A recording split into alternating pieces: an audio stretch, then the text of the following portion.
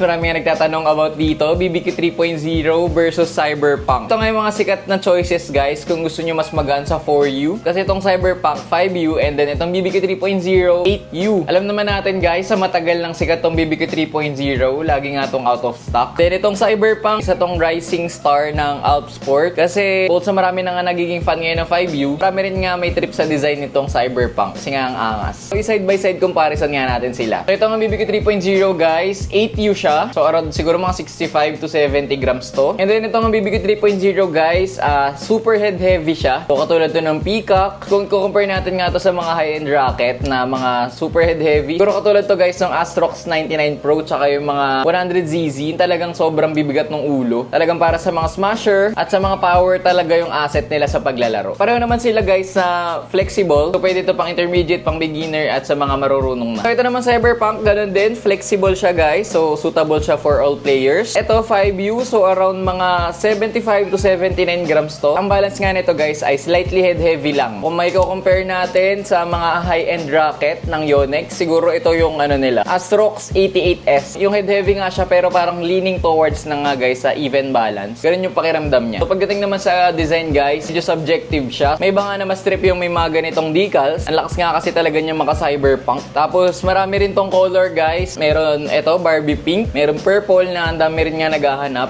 Tsaka meron natang blue. May pagka-matte kasi siya eh. Kapag gusto niyo naman yung medyo classy, ito kasing BBQ 3.0 guys. Hindi ganun kakulay. May iba naman, trip naman yung ganyan. Yung hindi masyado papansin. Tapos ito may kumikinang pa kasing ganyan no. Nag-iisa lang yun na raketa ng Alp Sport na may kumikinang sa gilid. And ito yung white niya. Meron nga rin to guys na ibang color. Check nyo na lang dyan sa baba. So kung ako papipiliin guys, unang-una pagdating sa design sa akin, Cyberpunk. Medyo trip nga tong matte tapos pink. Pagdating mo sa performance, kung yung sa side by side nyo itong hawakan guys, kahit na 8U to, tapos 5U to, pag pinakiramdaman nyo side by side na ganyan, talagang mas mabigat yung pakiramdam nito BBQ 3.0 dahil nga super head heavy siya. So pag ginanito nyo guys, ramdam nyo talaga na ang bigat nung ulo niya. So yun na nga yung tanong natin guys, para kanino nga ba itong mga racket na to? Itong BBQ 3.0 para siya sa mga smasher, sa mga backcourt player na malakas talaga yung braso nila. Yung kaya nila itim nga yung mga super head heavy. Itong Cyberpunk para to sa mga doubles player na medyo fan ng mga fast-paced na rally. Kasi madali itong i-maneuver dahil nga 5U siya tapos slightly head heavy pa. Pero kung mabilis naman yung swing speed nyo guys, meron kayo mapoproduce ditong power kapag pumalo kayo. Ginamit ko nga to sa last videos natin. Check nyo na lang, meron doon. Talagang palong-palo ako doon. Kasi ang sarap nito gamitin guys. Talagang dali niya i-maneuver itong Cyberpunk. Kung ako nga papipiliin nyo para sa akin, sa playstyle ko, itong Cyberpunk. Bukod sa ang ganda ng anong color, ang sarap niya paggamitin both front and back court. Hindi naman nagkakalayo yung mga price nito guys. Check nyo na lang sa yellow basket ko. Baka naka-sale ngayon. Or kung hindi nyo makita, meron dyan sa first comment ko, click nyo na lang.